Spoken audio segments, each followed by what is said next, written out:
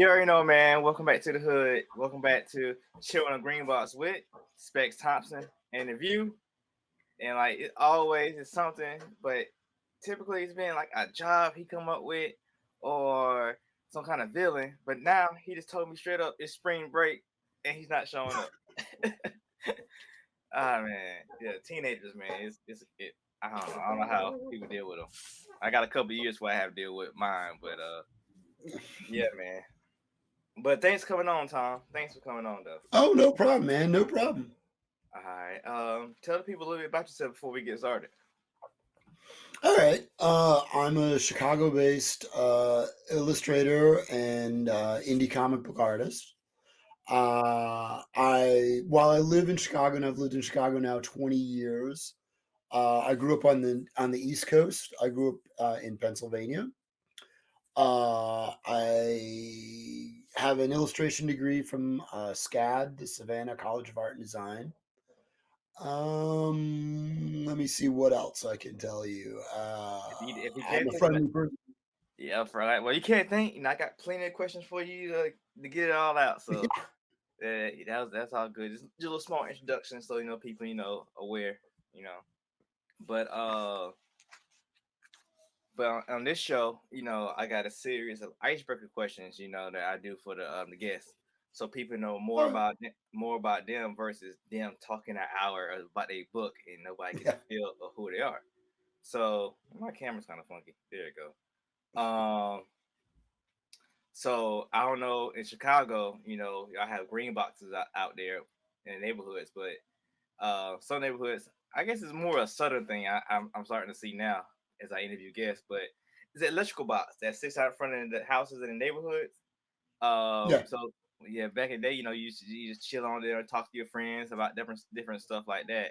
So that's gonna be the vibe of the show. But All right. one of them segments come from that same thing, where you sit there and break things down with your friends, concepts, ideas, and stuff like that.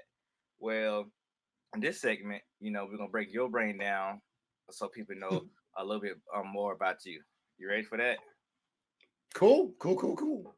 All right. So these questions I get, some of them I get is from the internet. I put a random number generator and I pull them out of the hat. So the first one, it was pretty crazy. This is probably the craziest one I got so far. But it says, "Would you rather pee when you laugh or shark when you sneeze?" Ooh. Um. Ooh. I guess it's probably sharp when I sneeze, Oh man. because well, no, like you have to pee all the time, like regularly. So, peeing when I laugh. I mean, it's easy to make me laugh. So, when I sneeze, it's only every once in a while. So I figure I'll take the thing that doesn't happen as often. Okay, okay, it makes sense. I thought you were gonna say you missing down on some sharks here and there. You trying to, you No, throwing them out. no, no, no. All right. My next question. Um, it's a weird tangent from that now, but Oh, it's all good. It's all good with me. what's your favorite food combination? My favorite food combination, probably burgers and fries. This is the basic. Yeah, I mean, classic, but like, a really good burger and like some crinkle cut fries. I mean, it's either that or like bacon and eggs, because Okay, it's pretty. I mean, I okay. know if you want me to say like waffles and ice cream or something, No, you're no, no, like, no, no. No, I gotta keep it authentic. But uh, to break that down more, what type of hamburger and fries? Now you said crinkle fries, but like for like homemade or what's on your hamburger or from like a restaurant or something.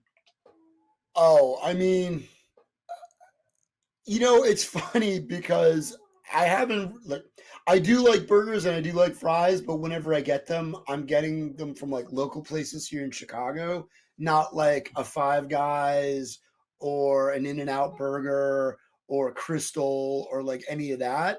So like I'll go to a place like Kuma's here in Chicago, which is a very like heavy metal themed bar, and Oh, I'll get like the Slayer burger, which is like, like they're like, the burger's this big, and then the toppings are like this much, and then like this much, and then like this much. like a Mondo burger. So yeah, like the burger's like, like this big, and you have to like cut it down. So like it's really weird. Like I go to places in Chicago like the Bad Apple and Kuma's, and I'll get. I mean, it's essentially like a cheeseburger with usually like mushrooms and tomatoes and like three types of cheeses Oh, and like maybe like onion rings or something in it, like something like that. And then like the fries are like you're sort of like almost those basic Orida crinkle cut yeah, fries. yeah, yeah. Usually I like those or like tater tots. I like either of those options. I'm not a big steak fries person. I mean, everybody likes McDonald's fries because they taste great. Hmm. But usually I don't. I almost never eat them because I never. I haven't. I only get fast food burgers when I'm on the road, like driving like to comic book conventions or something. Hmm. So it's only so often when like the power hits me. Do y'all have a restaurant up there called Cookout? Um, we might. I'm not sure because Oh, like I haven't gone to every place. okay, because I think it might be a southern thing. I mean, I haven't really seen that the much, but it's like they call it a cookout tray, and you can get like a main item that would be like a hamburger or a chicken Right. sandwich like that. Then you also get two side items, which can be like a smaller burger, a corn dog, or a hot dog, or a chicken wrap. And you get another one that could be like uh uh fried okra, onion rings, Oh well, you chili. see, you will never get okra in Chicago. Yeah. That is straight up a southern thing. Like I lived in Savannah, Georgia for about 4.5 years. Hmm. So I got very like knowledgeable of like okra and sweet Grits. tea and yeah, grits. The 4 billion types of barbecue that are in the South that just they exist everywhere, but Sonic, the Sonic drive-ins with the Route 44 cherry So do, limeades, which are do y'all have delicious. do y'all have bullets up there then? Or y'all have no drive-ins?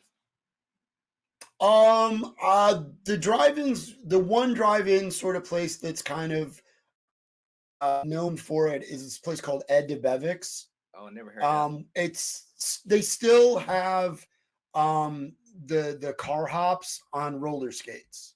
Okay. They still make that happen. So like when you pull up, they skate out to you and take your order and stuff like that. Those I think that's like the main one. We don't really have a lot of like drive-ins like a Sonic has Okay. like down south. Okay. Okay.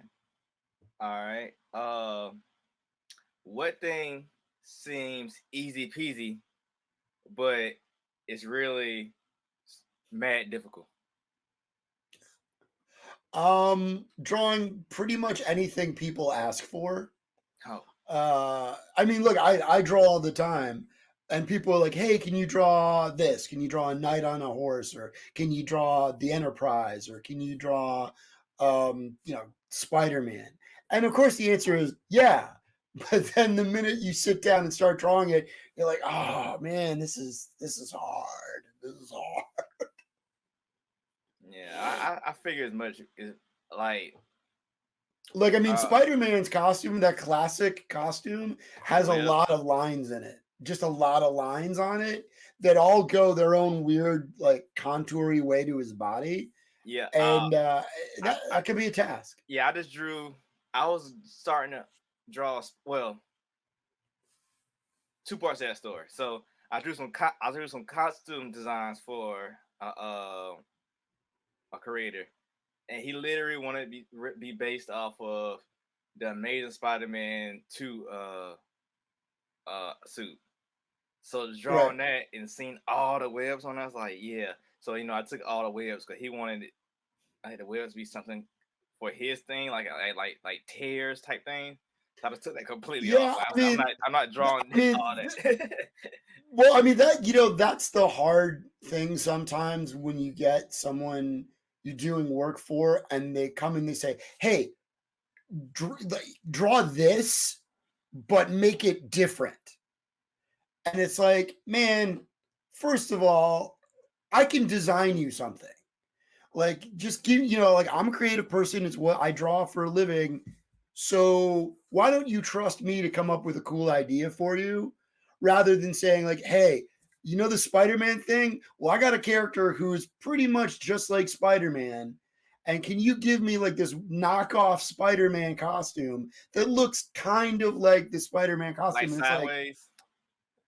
well, I mean, yeah, like You remember him? it's one of the oh, I mean, I remember so many obscure, weird, like characters, but like for every one you sort of remember, there's like 200. Like I'll see them at shows. I'll be working at my artist alley table, and every so often somebody will come up to you and they'll say, "Hey man, check out my character," or they'll be like, "Oh, you draw comics? Well, I make a comic. Maybe we can work together, or maybe I can hire you." And I'm like, "Okay, sure, whatever." They'll show me their thing, and they'll tell me about their guy, and it's like, "Well, he's like Spider-Man, but like this, like different." And I'm like, "Doesn't sound that different, but okay." And then I'll like look at the the drawing, and I'm like, so just Spider-Man then, right? Like, oh, this is the Spider-Man with like horns on his head, or this is like no, he's a stink bug or something. And I'm like, I get it. And like the Tick is hilarious, and there's a lot of characters that are obviously like very closely based on their source, and like they're still really fun.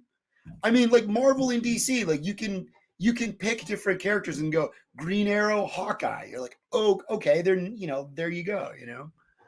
So the copycat works up to a point, and then you're just making like bad photocopies of bad photocopies of bad photocopies. Yeah. Speaking of that, it's funny. I was selling my book, and the View, as far as I know, is one hero he looks like, and I got his fact check when that hero came out, so I don't know who did what, but it's an Indian hero. Literally, the movie got made 2 years ago, and it's on Hulu, and I think Mm, it's called The Minimalist or something like that. He's an Indian superhero. okay. It was crazy, but they got the same ass. But Oh yeah. I mean, it's hard to have something like completely unique mhm. because we're all coming from this space of you know ideas that have been around for like since really like things like Greek myth and Norse myth, right? Like Hercules or Thor or stuff like that. And then you add in all the modern Batman, Superman, Spider-Man stuff, and it's like it's hard to make something that's like really unique and different. It really is.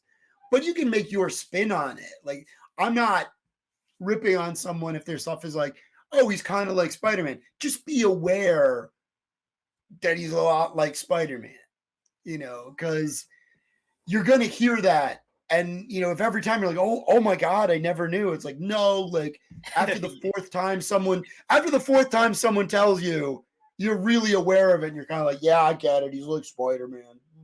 Yeah, I'm like, well, okay. There's a lot of characters that are like Batman, like that, cool. Like it doesn't matter, Superman, Jesus, like Shazam, uh, you know, uh, Homelander, like just keep going, and you're like, oh yeah, they're all Superman. So yeah, I had a lady tell me that I need to have my kid have something like Spider-Man so that everybody can tell them when they see him who he is. Like, no, that's the whole point of me being original. So they won't be like, oh, he just like Spider-Man with a hood on his head. right, yeah. Yeah, but that person was I want to say not a comic book reader. I guess just know about superheroes. Oh, lots of people will try to be helpful, and uh, to different degrees they are. But sometimes you're kind of like, thank you for your input, but but I'm good, like that's, because I mean, I think sometimes it's you'll meet, because you're selling. You try to convince people to like give your book, your character a shot, and their feedback sometimes is like, what would really work? Cats. People love cats. So if you had a cat in this book, I would buy this book. And it's like, you can't really like, you can take that input and you're like, well, people do like cats, but is this book and this character about cats? Like, Yeah.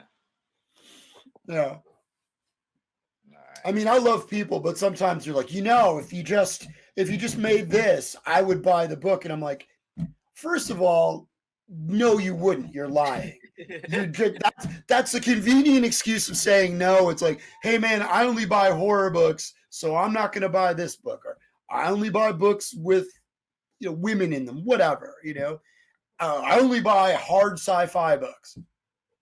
Okay, that's fair. Maybe you buy the majority of that, but when you walk in, they're like, nope, not gonna do it. I'm like, well, I don't believe that. That's like saying you only eat pizza for breakfast, lunch, and dinner every day. Like, nope, I only eat cheese pizza, and that's all I do, and that's it. Sure, there's one fat guy out there that does that, but everybody else has like a ham sandwich at some point. So, one thing before we move to the next section, I had a person. I used to sell comic books out the back of my trunk, and I go to Walmart or whatever and post up and do it. I had a person literally tell me, while wearing a Green Lantern shirt, they don't read comic books; they only read manga. Oh, I mean, yeah. I was like, what? You literally got a Green Lantern shirt. You don't have the actual Green Lantern on there. You have the actual symbol of the Green Lantern on there. Like, yeah. Well, I made a similar mistake years ago when I first started doing like Wizard World Chicago, the Wizard show, about 20 years ago. I was drawing a commission for somebody, and it was one of the Green Lanterns or something. And a guy walked past me because I didn't have reference. It was a time when you didn't have like smartphones and like internet, so you really either had to like find a comic book on the somewhere or ask somebody who was a fan. And this guy walked by with this Green Lantern shirt on, and I was like, "Hey man, what is like? Does the so and so Green Lantern have a beard?" And he's like, "Oh, I don't read comics, And I'm like, "You have a Green Lantern shirt on, And he's like, "I just like the color green." And I'm like, okay. I'm like, and you decided to wear your superhero t-shirt to a comic book show, and no, you didn't. Oh no, but that's like, I'm wearing my heavy metal like t-shirt to the heavy metal show, but I don't listen to heavy metal, so don't talk to me about Metallica. He's there for, see, you got messed up. He was there for the cosplayers. See, that's why he really came. It's funny, but even at that time, cosplay wasn't as big as it is now. Oh, like man. 20-some years ago, people did dress up, but because you didn't have a phone with a camera and you could put it on the internet, it was only really relegated to like the Saturday when they would do the costume contest. Okay. And a lot of those costumes that people wore weren't just like sexy girls in outfits. They were like Luke Skywalker, a Cylon from Battlestar Galactica, Spider-Man. Yeah. Well, no, because your mom had to make that outfit for you. They didn't sell good costumes until like 2005, 2006. So you never saw anybody rolling in with a Black Widow unless they made it. You never saw anybody rolling in with a Spider-Man unless their mom made it.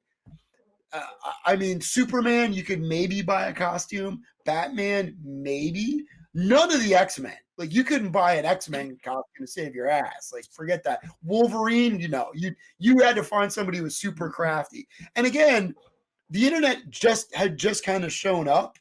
So there weren't these big fan sites of like how to make cool cosplay and cool armor and like all that. You really had to know somebody who was like either into fashion design or very crafty and who could like sew you all this stuff and like work with you to make it. I mean, that's why the Star Wars guys, the 501st Legion, like one of their main rules is you have to make the armor yourself. You have to make it Oh, yourself. Because like when they first started in like the 90s or like early 80s, there was nothing. They had to literally look at pictures and talk to people at conventions and be like, how do you make the Boba Fett armor? How do you make Stormtrooper armor? this is the way. And they crafted it out. So like yeah, now it's like you like when you want to be part of that fan group, you earn your way in by building your armor yourself. They're I mean, like no store-bought crap. that's They have authentic though. rules. That's authentic though. That's well, we just seen the convention we just went to. We just seen them. I've seen them pretty often, but I didn't know too much about it. But now I understand why it was so much of a variety of them. Like it was like Oh yeah, and like the early version, those guys were they were all like reservist guys or something like that. mhm. Like that's how they started. Like that's how they all sort of all got together and came up with the idea of like, well, we're already a unit. What if we like, some of us are kind of nerdy. What if we like when we go to a show, we dress as like a unit because we already know how to like march and look all military. So they decided to go with like stormtroopers. And then like over the years, and again, that's why it was such a big deal to see a stormtrooper in like a good costume because you couldn't buy it. You just Mm. couldn't buy it at all. So when you go to a show and you see like a really cool, like that's out of the movie, you're like, how did they do that? Now it's all like, oh, look at her, she's naked. Oh, cool, like great, great. But like okay, that's all of the internet is some girl in a black cat costume. Or Harley Quinn. Well, that was funny. I just did C2E2 a couple days ago this past weekend. And for the longest time, for the past like 6 years, Harley Quinn and Deadpool, like those costumes dominated the show, like dominated the show. You would see like easily like 40 of each at almost any show. You just see a ton. And this year I saw like 5, 6 Harleys. I Yeah. mean, there were probably more that I didn't see, but it's like it's like that wave has sort of dropped off a little bit. The same with like Deadpool, like it's like here and then it's like dropped off a little bit. Yeah, same with the convention I just came from. I didn't see that many, but I saw a lot of like Cobra Kai kids. Maybe because the Cobra Kai Oh cast yeah, was there, but I don't yeah. know. But it was a lot. I was like, man, all these geese. Like, where do I get all these geese from? We, Oh, I mean, but that's the thing. Like, you can buy that stuff online or from like fan vendors. Like when you walk the floor, you'll see a lot of vendors. It used to be they'd sell like replica swords, oh, right? I seen a whole bunch of And them. they'd sell Right. Oh yeah, you always see those. You'll see like 5 sword vendors with like the Highlander sword and the Conan sword, all the anime swords now and things like that. Uh, but there's also people who specialize in all different aspects of costume. So masks, hoods, gis, kimonos, like a lot of Naruto stuff, a lot of anime stuff. I mean, and that gets us back to like when that guy's like, "Oh, I only read manga. I don't read comics." I'm like, A, you're wearing a Green Lantern shirt, and B, do you know that manga is just comic books, right? Like you don't like. Uh, Well, I mean, they see the veneer because it's different enough. You read it, back to front instead of front to back. It's mostly black and white. It's not as much superheroes. It's more action adventure or slice of life or horror. Like it's not just like Superman versus Batman, right? So it's different enough, but I'm like, man, like it's a comic book. Like I don't understand, when you're making your stance in your Green Lantern t-shirt. Like okay, you like green. I get it. but yeah, that's the end of my first segment. All right, Now we can roll on to the next one. It's the back issues. sure. As a Oh, comic book okay. reader and artist, you should already know about back issues. But for the people who don't know, when you want to know about a character's origin story, you'll go to their back issues. So you want to know Yep. more about Harley Quinn, well, she kind of an exception, but just for the story's sake, you go to her back issues to find out about her origin stories. So, Yeah. with this segment, Or we go, like their first appearances, yeah, like Sabretooth from the X-Men. His first appearance is in Iron Fist #6 because he was more of like a martial arts villain for Iron Fist, and then they ported him over to the X-Men to be like an enemy for Wolverine. uh, So his official in canon first appearance isn't in an X-Men book or a Wolverine book. It's in Iron Fist #6. dang, I ain't know that one. Well, that's Oh, how it's a straight. lot of weird stuff like that. It's a lot of weird stuff like that. You're like, okay. Okay. Well, no, well, I mean, for example, like Wolverine's first appearance is in an issue of the Incredible Hulk. Yeah, I It's knew that one. Yeah, yeah. yeah, Incredible Hulk 181. I have it on my wall. That's why I know. But yeah, the Hulk fights the Wendigo in Canada, and the Canadian government sends in their own superhero, their own super soldier, and that's the first appearance of Wolverine. And he's in like the blue and yellow outfit and stuff like that. And that's like another one of those things where it's like it's a random issue of the Incredible Hulk, and it's not like part of a big storyline with the Hulk. He's just fighting in the woods, and it just happens to be that this obscure, weird Canadian character somebody created that ends up getting later used in the X-Men becomes a bigger deal. It's like, oh, okay, cool.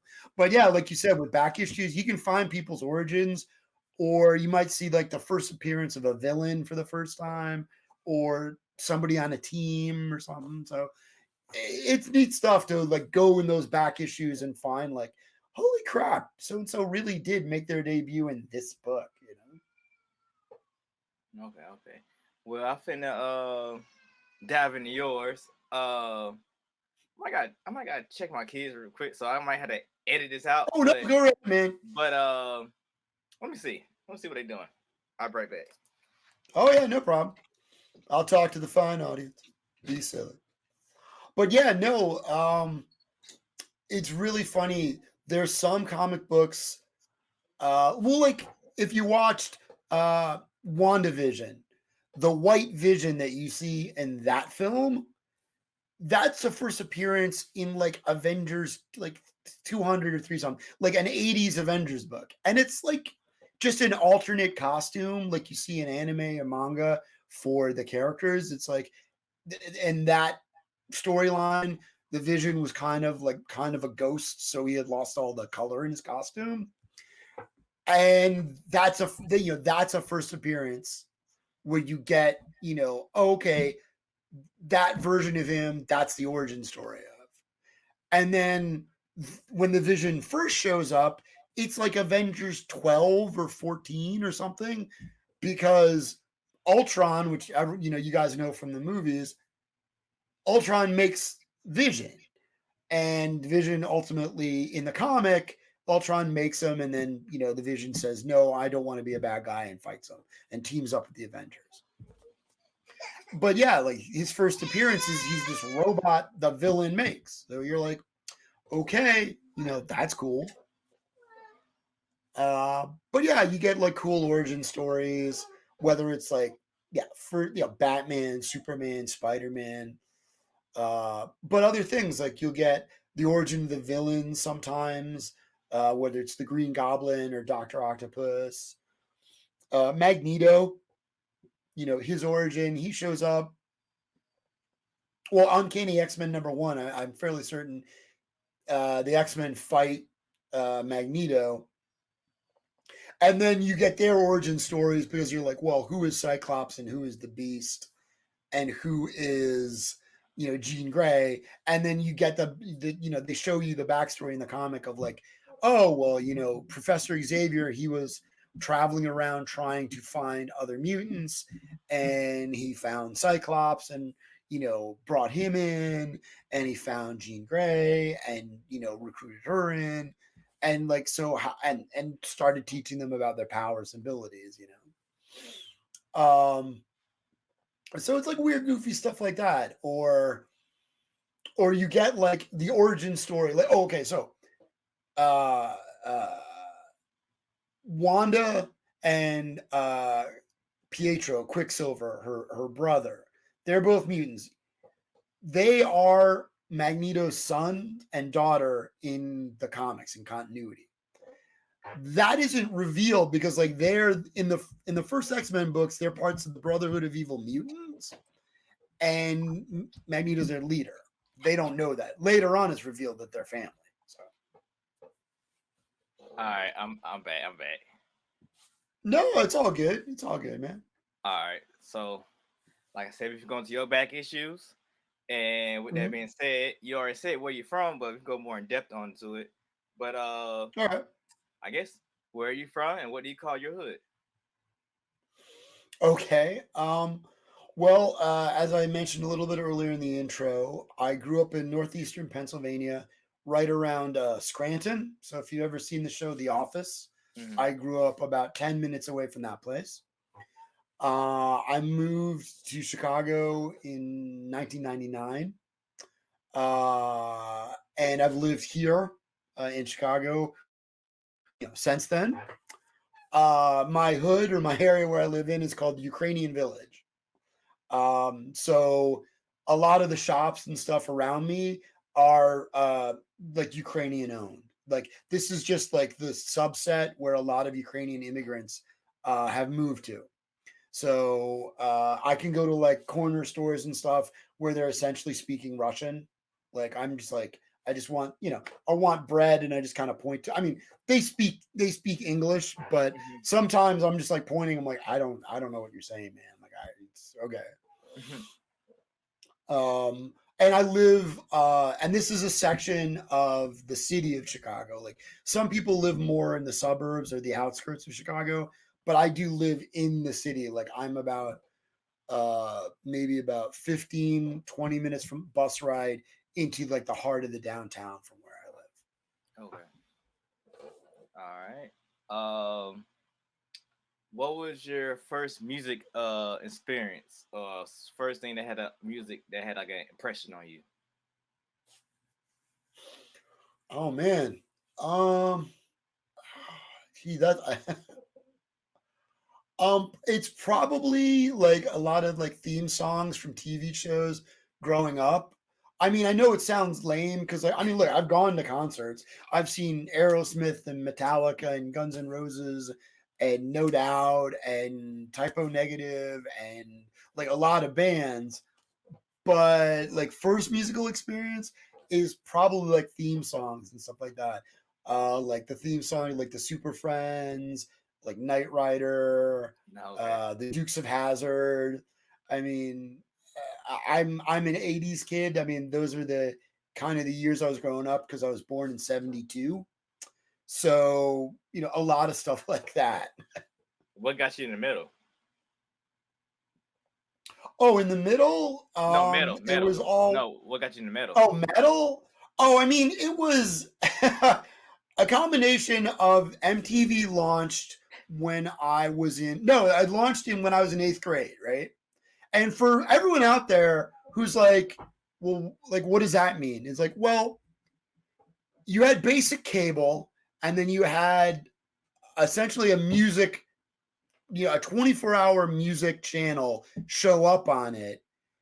And if you were a pre-teenager or a teenager at the time, that was like mind blowing because suddenly now you have music videos to look at and you have tons of like music thrown at you all the time. Like you just turn it on. You're like, I want to listen to music. I'll turn it on. And, they would have segments like Headbangers Ball that would be on like Friday night. Or like, because I remember like it'd be like Friday night at like 10 o'clock or something. They'd do like Headbangers Ball, which was just heavy metal focused videos. But I mean, like heavy metal was really big in the 80s. Like when I started going, like, I mean, my high school years, it was big because like Yeah, like I graduated in 91, so 90, 89, 88, like 87, 86.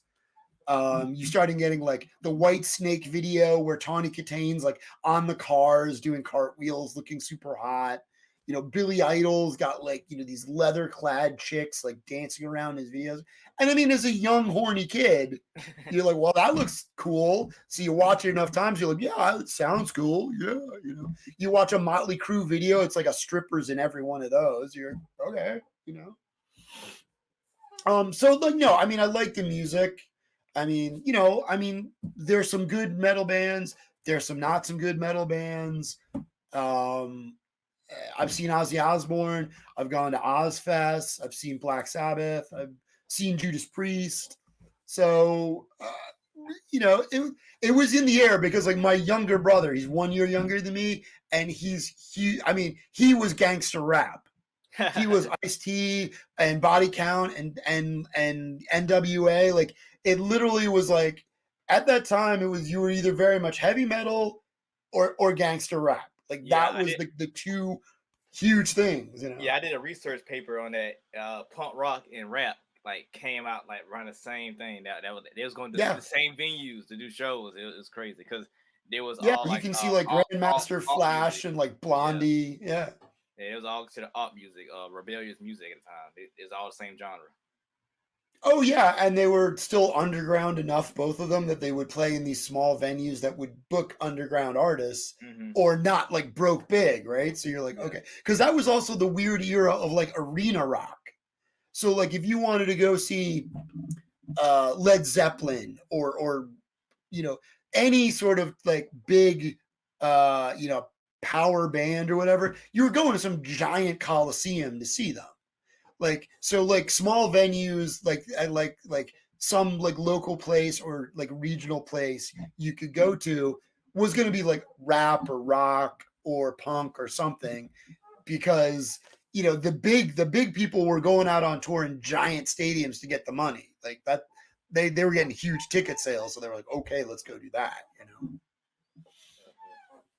All right, what was But I your mean, I also liked the album covers for a lot of heavy metal albums yeah because yeah you had people like you know like Drew Struzan and other really you know Frank Frazetta who like did these super cool album covers, you know the giant vinyl albums and then on the cassettes and like Iron Maiden that stuff always looked super cool. Like I would I would buy those posters uh at that time at the mall, like twice a year, usually around Christmas time and sometime in the summer, there'd be poster vendors that would come in and they had these giant British subway posters, which are like as big as your wall, right? Like as big as the wall behind me, right? And I would get those. I would get those giant Iron Maiden ones, like which is a huge demon, like you know, doing stuff. Because I mean, it looked cool. Like you'd see like the D&D monster manuals that were out at the time, and then you'd see like all the heavy metal posters and album covers, and like they look super cool. So like I liked the artwork and the imagery, and some of the bands I really liked the music. So I was like, oh, okay, that was win-win. But it was like it was aimed at an adolescent kid at the time. So it was like, you know. yeah. So, what was your first comic book or comic related show that triggered you? Oh, I mean, probably it's like the Super Friends, the old animated cartoon Super Friends, cause or I mean it was like that or a lot of the Hanna-Barbera cartoons like Blue Falcon and Dynamite or Space Ghost, Hmm. the Herculoids, like because they were like kind of very comic booky. Like some were very superhero, like Blue Falcon and Space Ghost. That those are superheroes. The Super Friends was always on. It was like before school, there'd be like, you know, you'd have about a half hour of cartoons, and usually the Super Friends were on. And then Saturday mornings, there was always like a Super Friends cartoon on too. Underdog was big, you know, so probably like that stuff, you know, because again, like at that time, that's what was being, you know, sent to me as a like a little like second grader, third grader, fourth grader, you know. Any books in general? Actually, a lot. My older brother, he's 10 years older than me, and he was a big comic book reader. So I would basically steal his comics and read them. My parents would buy me my first comics that my parents would buy me were like Richie Rich and Casper the Friendly Ghost and like Hot Stuff the Little Devil. So like really like little kid oriented books. My older brother, again, 10 years older than me. So if I'm in second grade, he's in high school. So he's got the Uncanny X-Men and Batman. So they look, I mean, I love the art. I was always drawn to the art from the beginning, and they look super cool. So I would go into his room and I would like go through his stack of comics. And whenever he got new comics, I'd like sneak in and read those. And eventually I just got old enough to either buy them myself or my parents weren't worried that me reading scary Batman was gonna, warp my reality, right? Mhm. Man, that's cool. That's cool. But yeah, no, my first comics were like Casper the Friendly Ghost and Richie Rich. Like when people say like Spider-Man, I'm like, okay, so you started reading comics when you were 34. Good job. Good job. No, like I know a lot of creators who make kids comics, and we know comics like the DuckTales comics, like the Mickey Mouse ones, have been around for like forever. You almost never hear anybody say, "Yeah, no, it was I read Mickey Mouse when I was a kid," or "I read these kids comics," but they all sell really well. Like the established kid comics that are out there sell really well, so kids are getting and reading them. It's just when they get older, I think they don't want to cop to like, yeah, no, I was reading, Richie Rich because okay, because they feel like they got to be cool. So I was reading X-Men. Yeah, I was buying Heavy Metal magazine because it was cool. I was like, sure you were. Yeah, okay, sure. Yeah, okay. I mean, and again, like I said, if you were like 17 and that's when you first started reading comics, those were the comics you might be getting. But if you're like, a 7-year-old kid, you're getting kids comics. People are giving you Oh Yeah comics, or they're giving you Owly, or like stuff like that. See, mine's. I mean, so mine's was the stuff, but the funny thing about it, I had books in there I wasn't supposed to have because my sister's friend. Oh, we all did. No, my sister's friend. My sister's friend worked at a comic book shop, and I guess around that time, that's when the Batman animated series was coming out, the X-Men, and all that. Oh yeah. So I guess I got like a lot of comic books, and it made an impression on me, even to the point I even got this thing right here. Hold on, I haven't got. I had to buy this thing right here because as a kid, I got this book, and it's definitely not kid. Oh yeah. I mean, Mark Silvestri can draw like a demon. Like he's amazing. Yeah, and he draws really, really cool dudes, but he also draws really cool, sexy women. And if you're, if you roll in that way, you're like, ooh, that's pretty cool, Yeah, but I was like, for me, I had to be like 7 or 8 and to get the darkness going. I had nothing going on. People getting well, I mean, but here's the thing, like you knew somebody at a comic book shop who could kind of hook you up, right? I was buying comics when I was a kid. Either it was, I wasn't, my parents were, and we were either going to the grocery store or the drugstore because comic shops didn't come out until I was in 8th grade. Oh, so like so it was like, I mean, yeah, like when I was able to go into comic shops, yeah, I was like, hey, what's Metal Hurlant? Like, what's this? Like, what's that? Like, my mom wasn't there, so I could just be like looking at stuff. And most of the guys in the shops gave zero crap. Like, they'd sell a kid anything. So you're like, I mean, for real, some of the places I went into had real ninja weapons that you could buy. Like we were talking about the sword vendors. Like I bought like my first pair of nunchucks and like an X-Men comic at the same store, like you could buy ninja stars because it was the 80s. Ninjas were huge. And so you're like, oh, and the shops were like, they were like part like collectible baseball card type shops, and they carried back issues of comics, and then they were like, oh, well, maybe we'll carry new comics. What the hell? And then they also sold like all sorts of other like stuff that like, because they were just trying to sell whatever was selling. And so yeah, like ninja weapons, like like, I mean, it's funny stuff because you're like, really? Like you can just get like a butterfly knives? Sure, okay. Like here you go, kid. I mean, it's like that South Park episode where they buy ninja weapons. It's literally like that.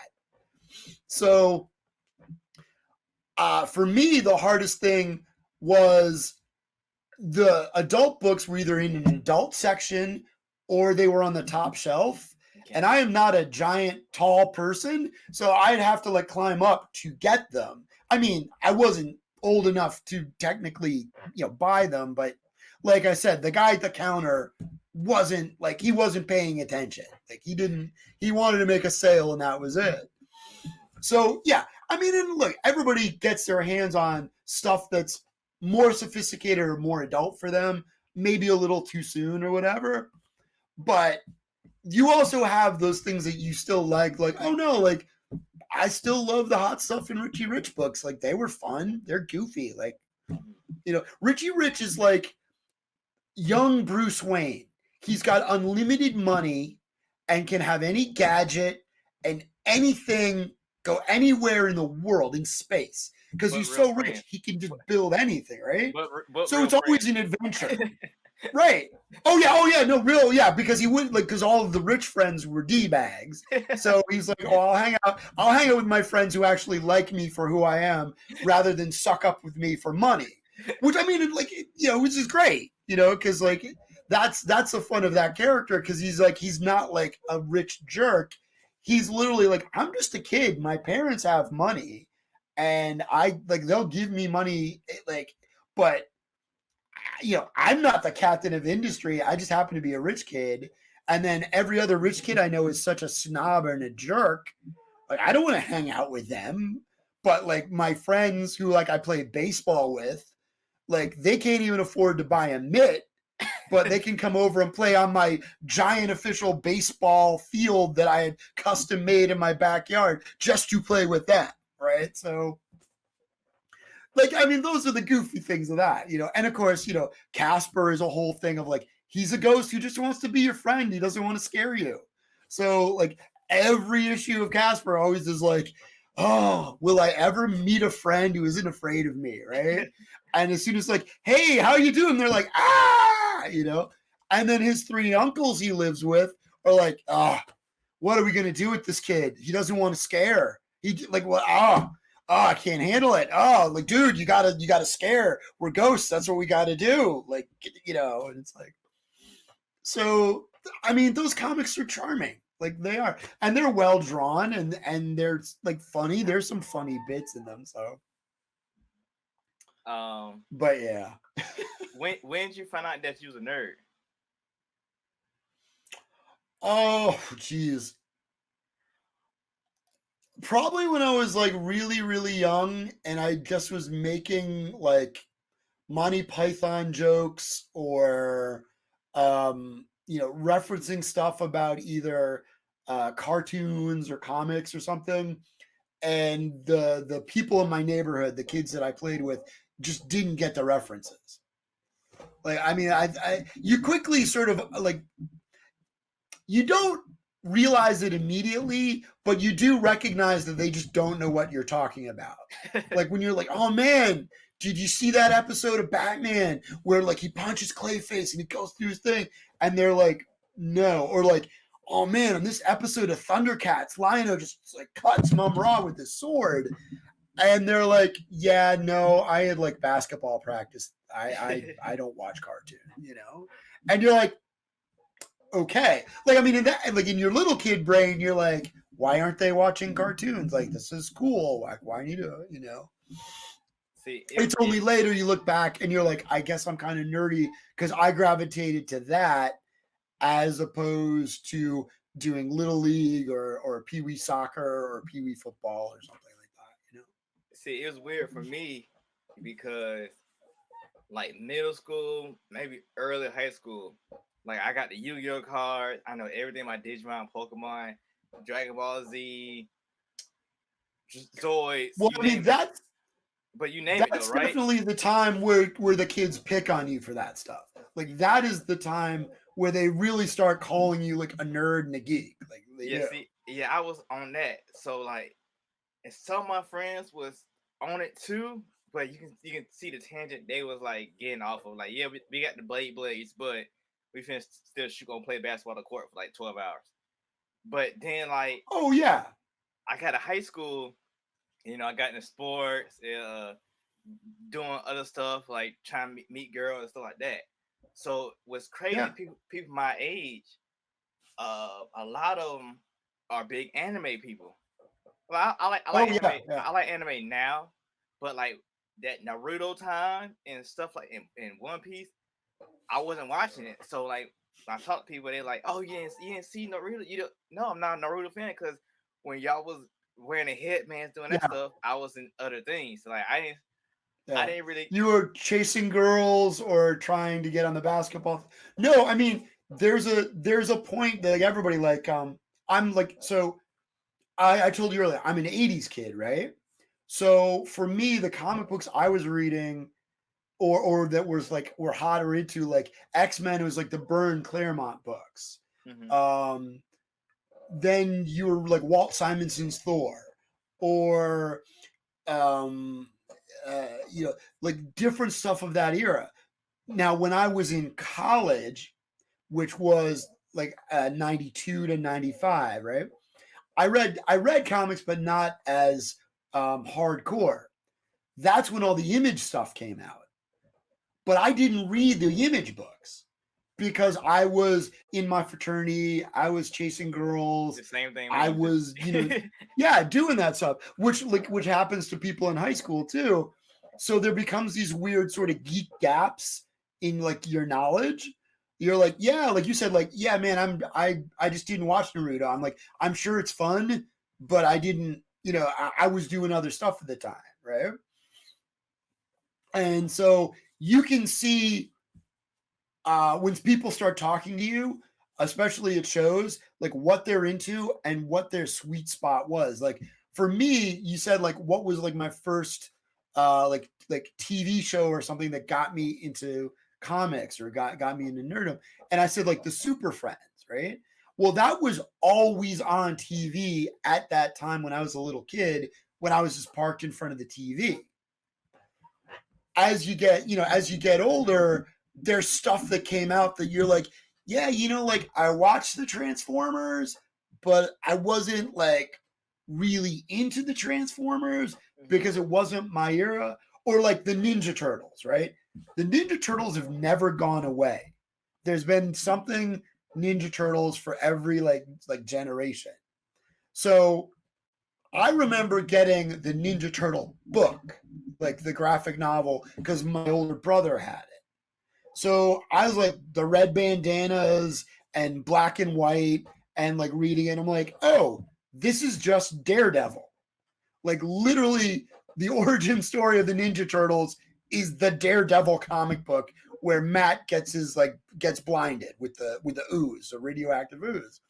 So I'm like, oh, okay, this is cool. It's like, Frank Miller's Daredevil, which I'm reading like at the time, going like, yeah, cool, I know the story.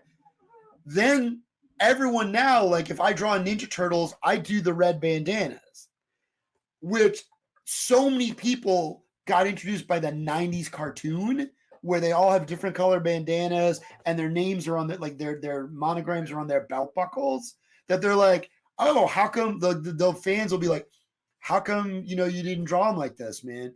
And like and I'm like, well, I'm old school. Like that's the turtles I know, so that's how I draw them. So it's really kind of funny because it's kind of like someone pointing out, like, hey, you're not doing that right. And I'm like, well, I actually am, but you only you only know the cover version of the song, right? Yeah.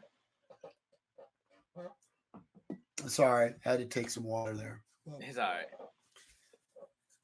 But But I get what you're feeling. There's a certain time where you just sort of phase a little bit out, and that creates a blind spot to your sort of nerddom of like, yeah, I don't know that, you know.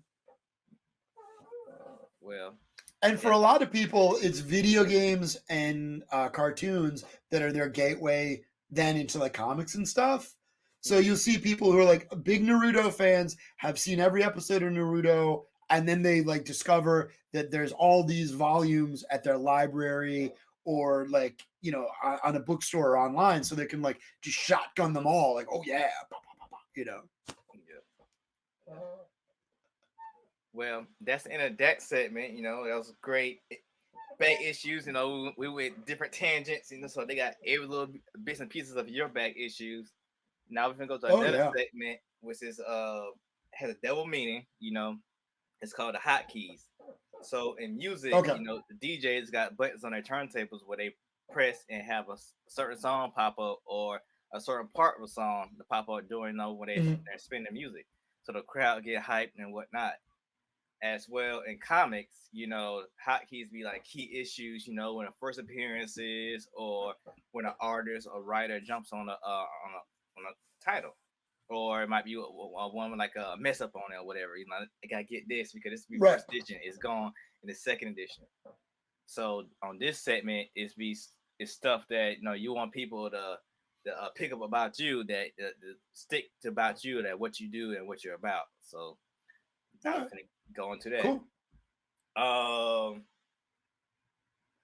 one of the questions I want to was a big question. We might we might go to other stuff, but we can dive real deep in the first thing about All right. indies and small press, comic book publishing and producing. So before we dive into that, what's really is the difference between indie publishing and small press? Because that's to me that's almost the same thing. It, you're right.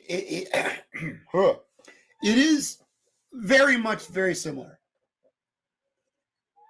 A small press and indie. Well, the difference is in the name because indie really stands for independent, and small press just means a smaller scale. So you can argue a company like Dark Horse Comics or Source Point, right? Those are small press because they're not big companies, but they are established companies that you will see in like say like the Diamond, you know, catalog to order like books. Like a comic shop can say, "Oh, I'll order Touching Evil from Source Point Press right out of Diamond." And it's easy for them to do because the Diamond catalog is a big thick book. The retailers all get it, and they can literally just go through and say, okay, this book looks cool. Or I've had X number of people come into my shop and say, hey, can you order this for me?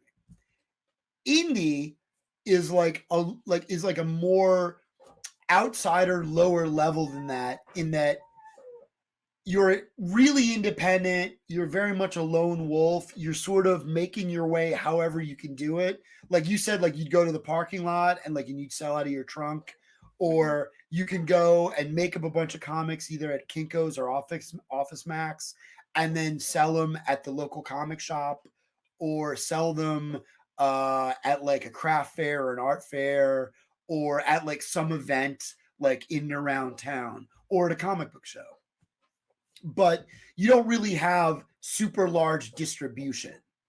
So, I mean, it's getting a little bit better today because if you can post your comics online and sell downloads and things like that, you can potentially reach more people, but you still have like the established distribution channels um, can help you sell a lot more units all at once. Whereas an indie person, you're just out there hustling anywhere you can. You're like, hey man, I'll go out in front of so and so and I'll sell like right next to the Girl Scouts selling their cookies. Like, you got cookies? Hey, buy my comic. Like that. Right? Like, Mhm.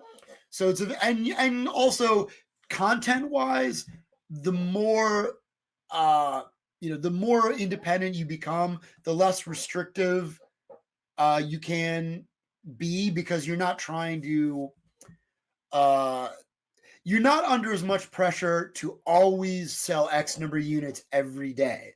Like small press and big publishers, they have a quota. They're like, look, we have X number of dollars that we make on average. If we go below that, we're angry, because that means something isn't selling like it used to. They have an average and they're going down. An independent publisher, an indie person, you don't really have an average. You're just like, I'm just putting stuff out there and I'm just making it. So again, you don't have to really say like, oh, I'm going to try to make something for this market or make something for these consumers. You can be like, I'm making a book I like that's cool and fun for me.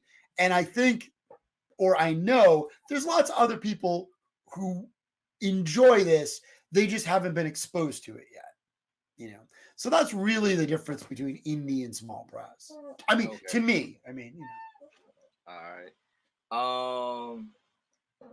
So you produced one of your books, Foot Fist Frankenstein. Let me pull it up. Yep. What is that? Oh, you got a picture right there. What is that exactly?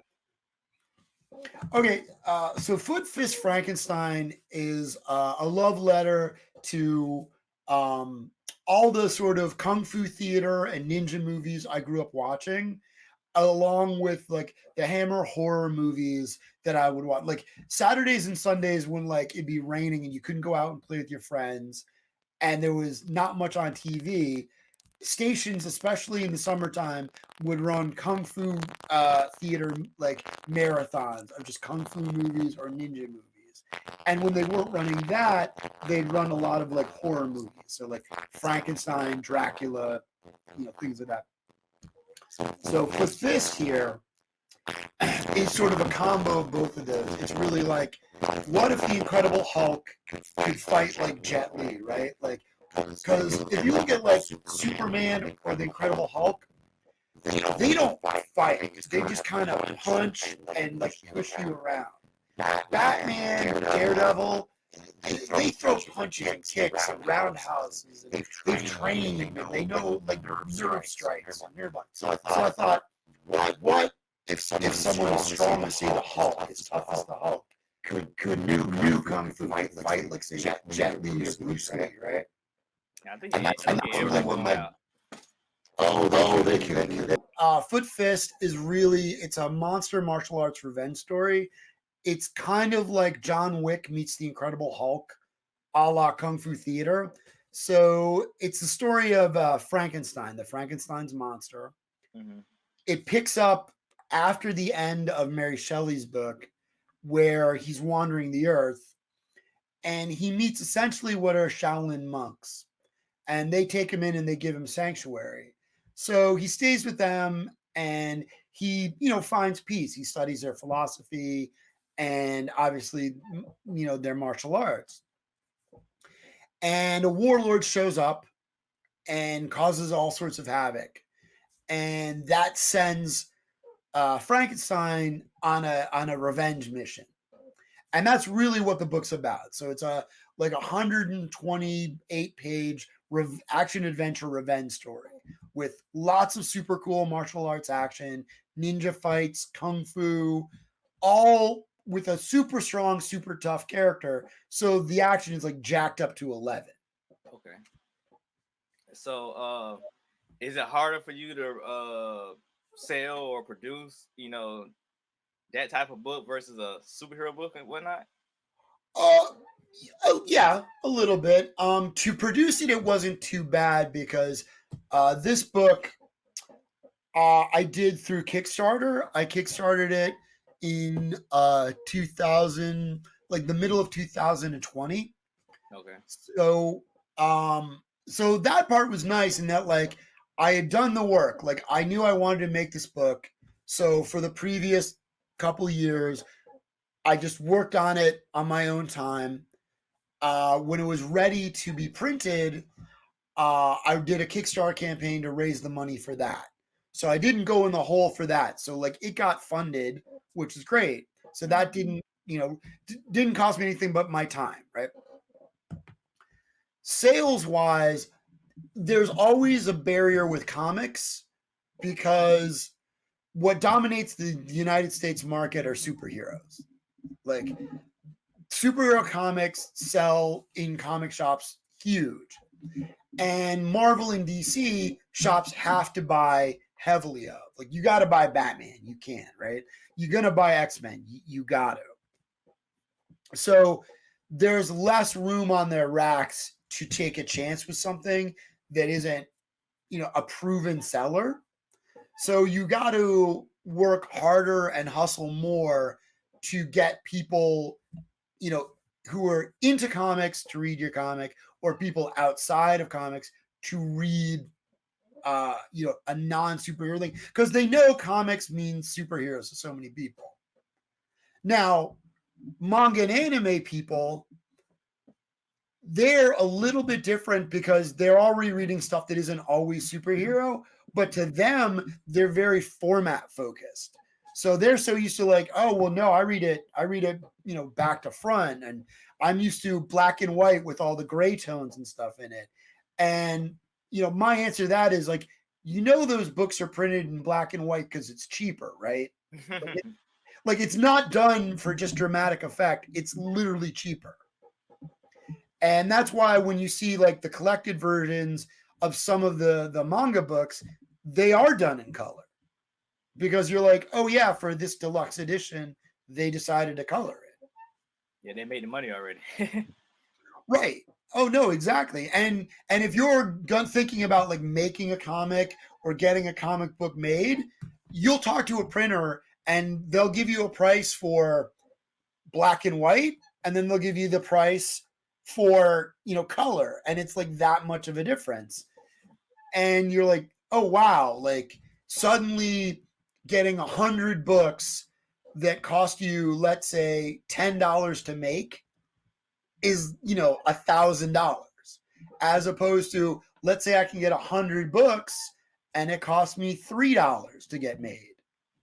That's a lot less money you have to pay out, which also means it's easier to make that money back because your profit margin is so much better for you.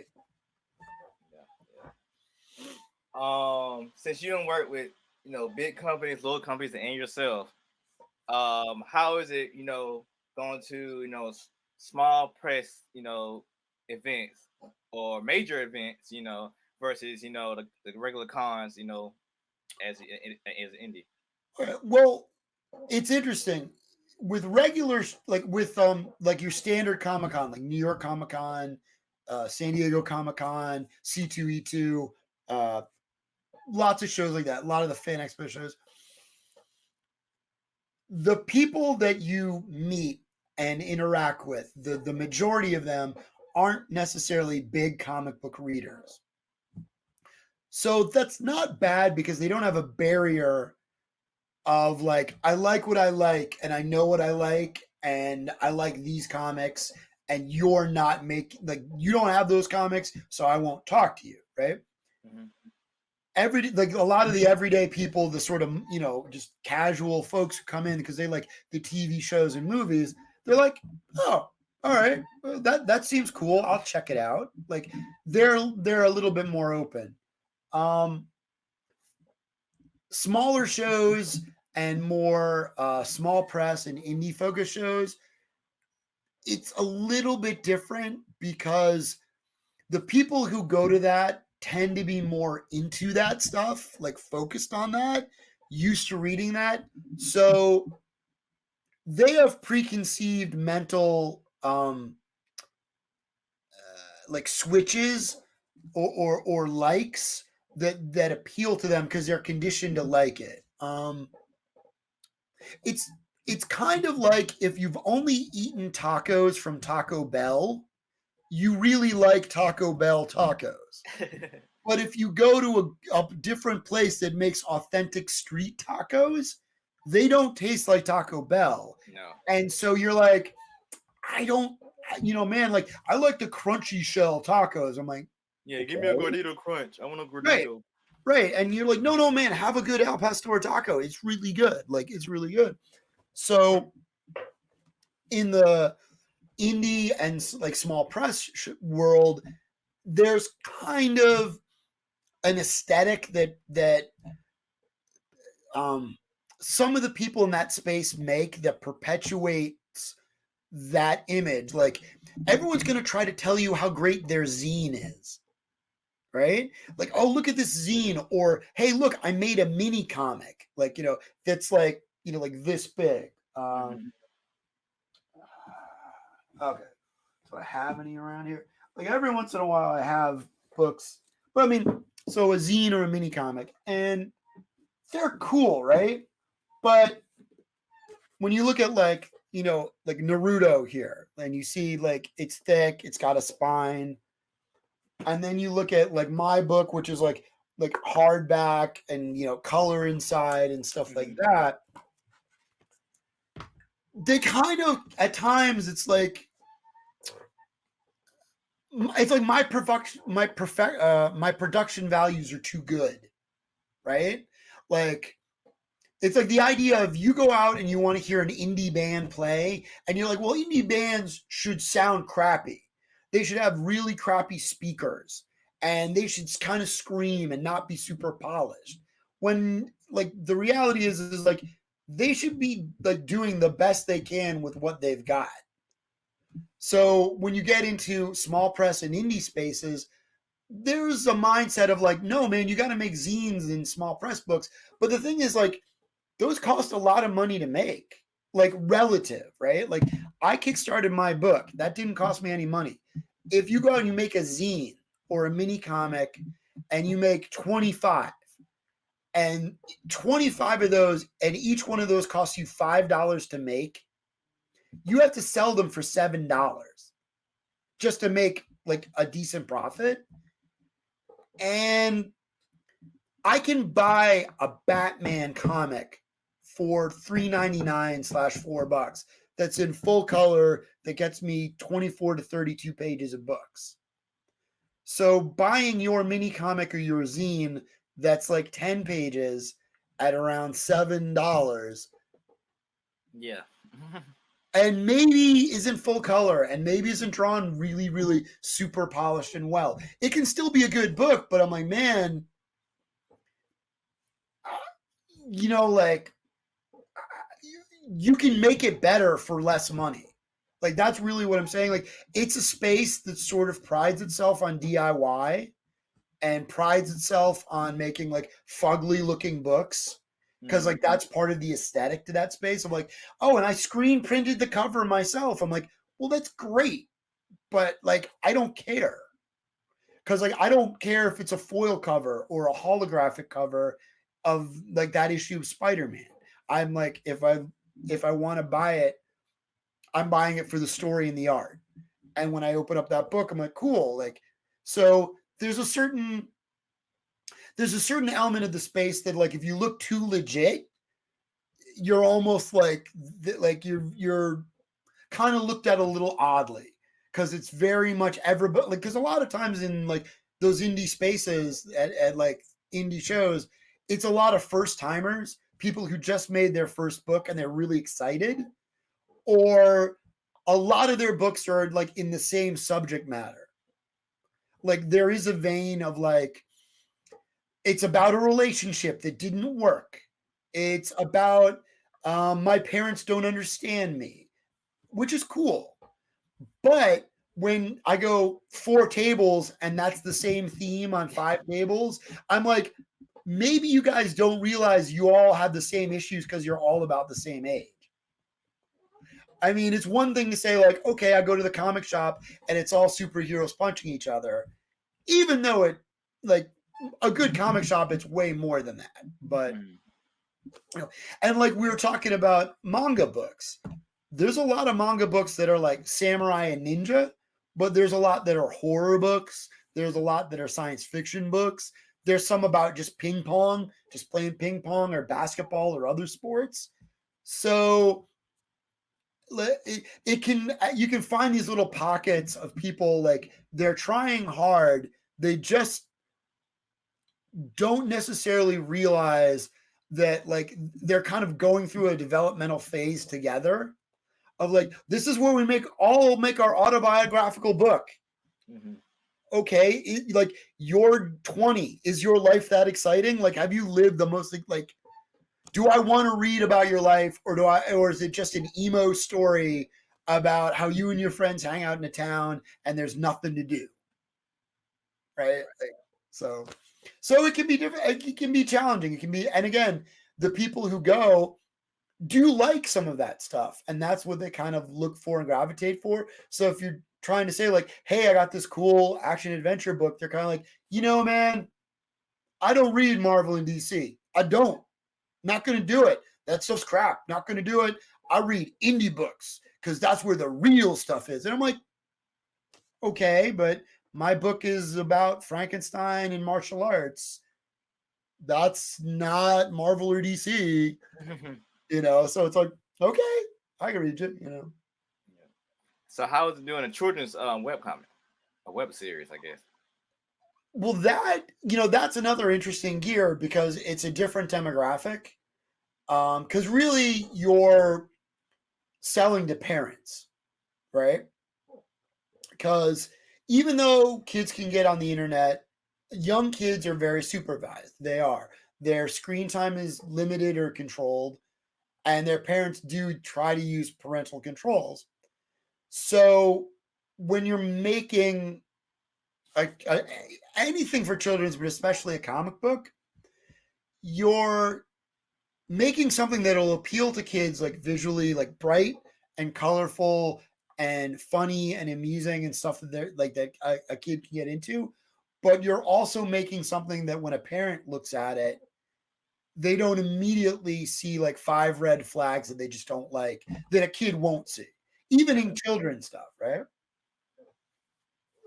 So that does make an extra creative challenge, because again, also like spaces when you want where you want to sell those books to are very they have barriers already in place. Like people vet you if you're to make sure that this is appropriate for kids, right? So at times you might have a more complicated joke or more complicated story, but the level of gatekeeping can be such that you have to simplify it, because people might say like, oh man, I don't know if this is appropriate for a 7-year-old as opposed to a 9-year-old, right? And you're like, well, it's all ages. It's it's a joke about eating a hamburger or something. But especially the people who really do evaluate stuff for kids, they have a hawk-like focus, and they can really be particular about stuff. And you're kind of like, meanwhile, you and I know when we were kids, what were we doing? We were reading books that were inappropriate for us, right? Mm-hmm. So kids find a way to see stuff that maybe adults don't necessarily want them to see. But when you're making something for kids aimed at that young market, you do really have to factor in that there's other people evaluating this, parents, parental groups, library groups. So you have to sort of,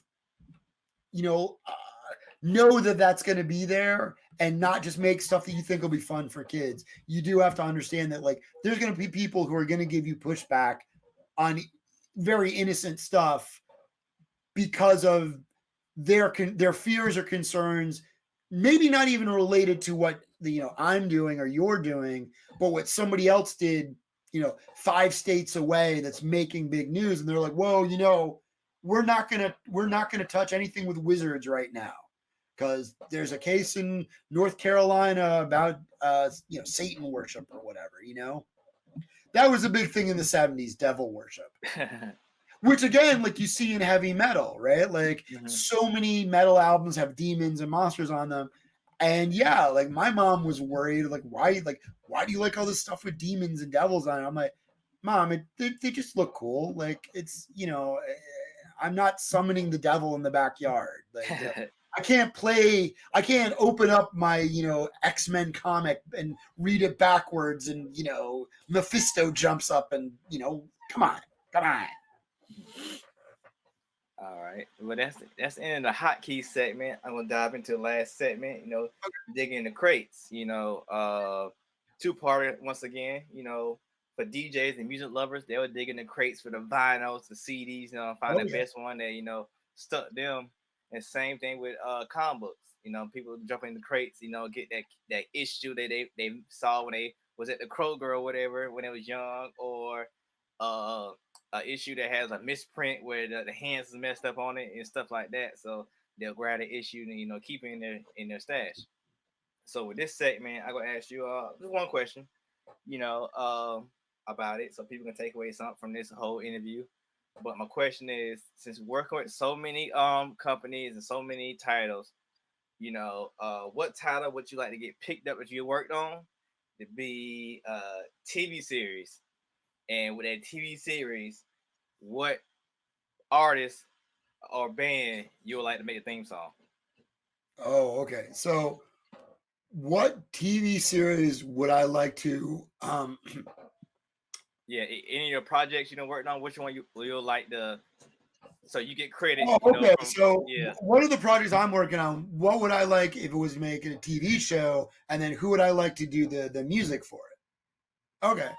Well, Foot Fist, for sure.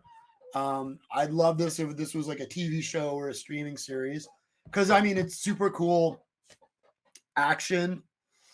Um, who would I love to have like do the music for it?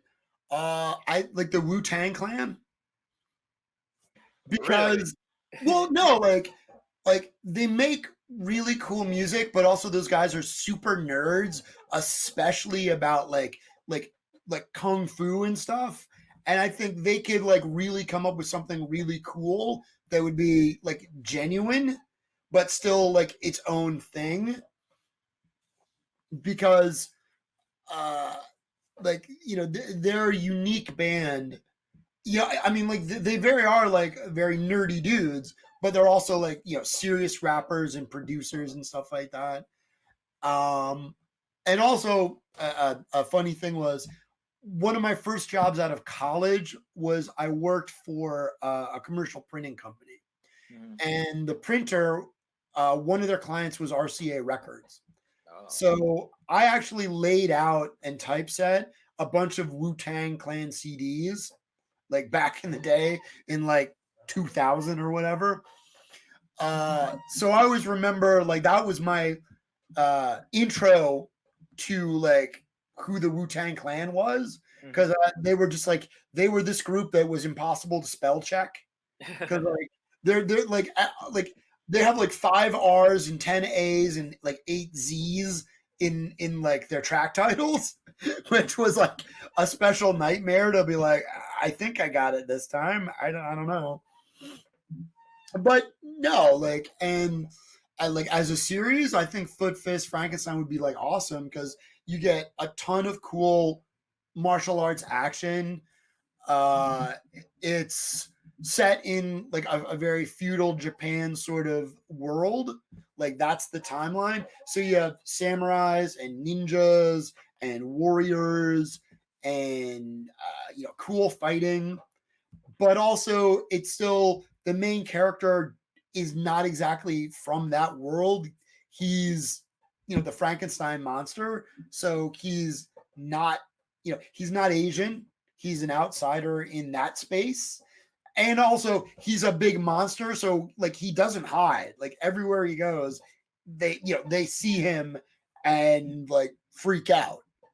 So it's very much like takes like even the story itself is very much patterned after the Legend of Kung Fu, that TV series, or the Incredible Hulk television show with like Lou Ferrigno, where he's like very wandering around and like meeting people and solving problems and coming into conflicts. So I think that would be a really cool series and show to do. Okay, cool, cool, cool.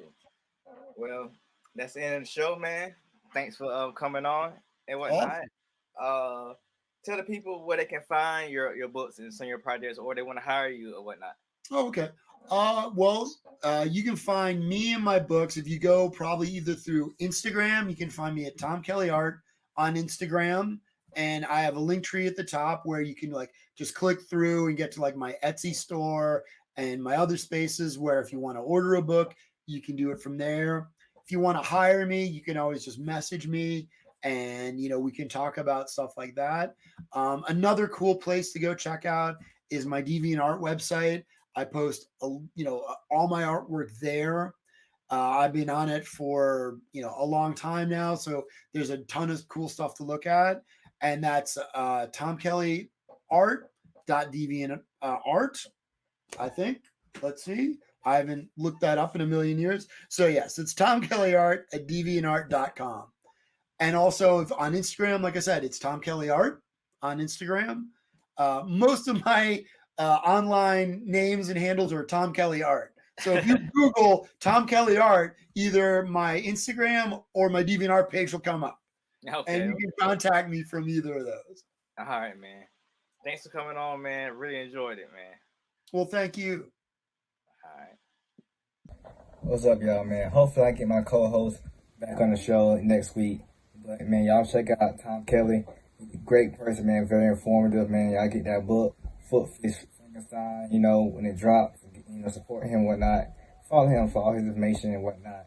If you want to read the Views books, even though he never shows up, go to legacytheview.com to purchase them. If you want to follow him on all social media at legacytheview.com. If you want to follow me at Specks706.